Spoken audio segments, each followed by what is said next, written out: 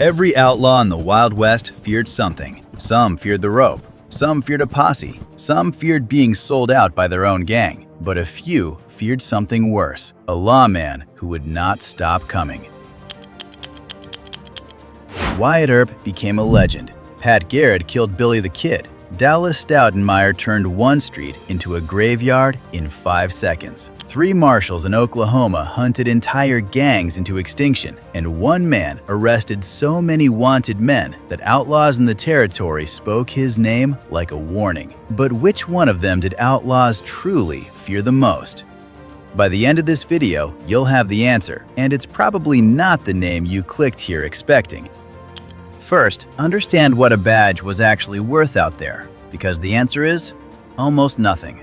There was no clean legal system holding the frontier together. Lawmen were underpaid, outnumbered, and sent into towns and territories where the outlaws had every advantage.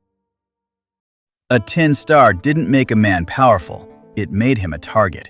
The badge only mattered if wanted men believed the man wearing it would actually come for them. So that's how we'll judge them. Who did they hunt? How dangerous was their ground? Did outlaws actually change their behavior because of them? And was their fear built on reputation or results? 5 contenders, 1 answer. Let's start with a name everyone knows, Wyatt Earp. He built a hard reputation policing cattle towns like Dodge City, and by 1881, he was in Tombstone, Arizona. Day-to-day peacekeeping was done by 3 brothers, Virgil, Morgan, and Wyatt Earp. Where 30 seconds in a narrow lot near the OK Corral made him famous. 3 outlaws dead, the Earps and Doc Holliday standing. Then the cowboys took their revenge. His brother Virgil was ambushed and crippled. His brother Morgan was shot dead through a window while playing pool. And Wyatt stopped being a lawman in any normal sense of the word.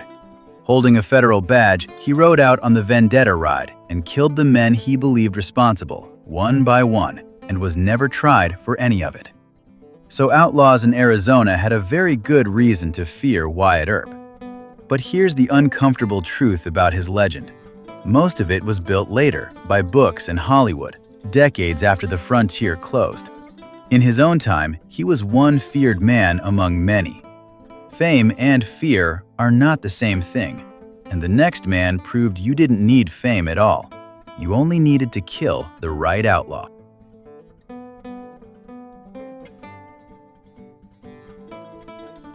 In 1880, New Mexico Territory had a problem no lawman had solved. A young outlaw, the newspapers called Billy the Kid, escaped custody, killed lawmen, and seemed impossible to hold. Then, Lincoln County elected a new sheriff, a tall, quiet man named Pat Garrett. Garrett did what nobody else could. He ran Billy down and captured him at Stinking Springs in December of 1880. The kid was tried and sentenced to hang. And then, in April 1881, Billy did the impossible again. He broke out of the Lincoln County Jail, killed 2 of Garrett's deputies on the way out, and vanished. Most men would have let him go. Garrett went back to work. On the night of July 14, 1881, in a darkened room at Fort Sumner, Garrett was waiting when Billy the Kid walked in. 1 shot. The most famous outlaw in America was dead at 21. Garrett never needed 1,000 arrests. He became feared for a single message every outlaw understood. Even the ones who always escape, don't escape him. But fear built on 1 kill fades. The next man built his fear in seconds, and it cost him everything. In April 1881, El Paso, Texas was one of the most violent towns on the border. It had burned through 5 marshals in 8 months. So the city hired an outsider with a killer's reputation, a 6'4" Confederate veteran named Dallas Stoudenmire. He took the job on April 11th. He had worn the badge for 3 days when the street exploded. On April 14th, a dispute over 2 murdered Mexican cowboys turned into gunfire outside a saloon. Stoudenmire came running with both pistols drawn. When the smoke cleared, 4 men were dead, and witnesses swore the whole thing lasted about 5 seconds. Stoudenmire had killed 3 of them himself. History remembers it as 4 dead in 5 seconds. 3 days later, a man ambushed him with a shotgun in the dark and missed. Stoudenmire killed him in the street. In the months that followed, he killed several more men who resisted arrest, and El Paso's crime rate collapsed. Outlaws didn't fear that Stoudenmire would hunt them for years. They feared that one wrong move within reach of him meant dying right there. But fear that burns that hot doesn't last. Within 18 months, his enemies caught him without his guns drawn, and Dallas Stoudenmire died in the same streets he'd terrified. His fear died with him. Real fear, the kind that lasts, was being built somewhere else, by 3 men working together. By the 1890s, the most dangerous outlaws in America were hiding in the Oklahoma and Indian territories. Gangs like the Doolins and Daltons robbed trains and banks and vanished into country the law could barely enter. Until 3 deputy U.S. Marshals made those gangs their full-time job. Heck Thomas, Bill Tillman, Chris Madsen. The territory came to know them as the Three Guardsmen. Each one was dangerous in a different way. Thomas was the relentless one, the tracker who once brought in 16 wanted men in a single expedition, and who ended Bill Doolin himself with a posse in 1896. Tillman was the calm one, so capable he took Doolin alive in a bathhouse without firing a shot. Madsen was the organizer, the discipline behind the operation. Alone, each was formidable. Together, they were something outlaws had never faced before: a system. Credited together with roughly 300 arrests in just a few years, they ground the territory's gangs down until almost none were left. This was a new kind of fear, not one man in one street. The slow, closing certainty that the country you were hiding in was shrinking around you. And yet, even they are not the answer, because riding that same territory was one man who did it longer, deeper, and more relentlessly than anyone. And most outlaws feared him more than all 3. Bass Reeves was born into slavery in 1838. By the 1870s, he was one of the first black deputy U.S. Marshals west of the Mississippi, riding for the federal court at Fort Smith into the deadliest law enforcement ground in America, the Indian Territory. More than 120 federal officers died policing that country. Reeves rode it for over 30 years. He couldn't read, so he had his warrants read aloud and memorized every one, and it said he never arrested the wrong man.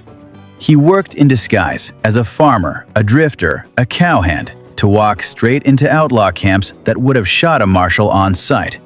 He was ambushed again and again, had his belt shot off, his buttons shot off, his hat shot through.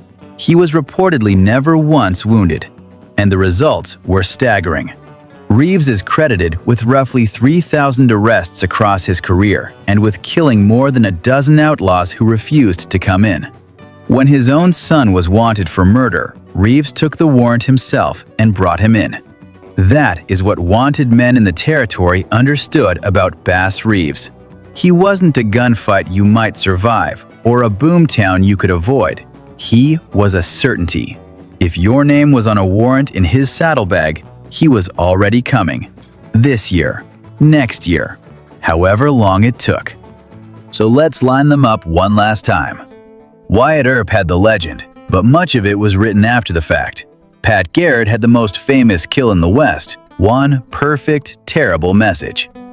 Dallas Stoudenmire had the most terrifying 5 seconds any street ever saw, and it couldn't keep him alive. The Three Guardsmen built the machine that broke the outlaw gangs. But ask the question the way an outlaw would have asked it. Not who was most famous, not who was fastest. Who had the most reason to be feared by the most wanted men for the longest time? The strongest answer is Bass Reeves.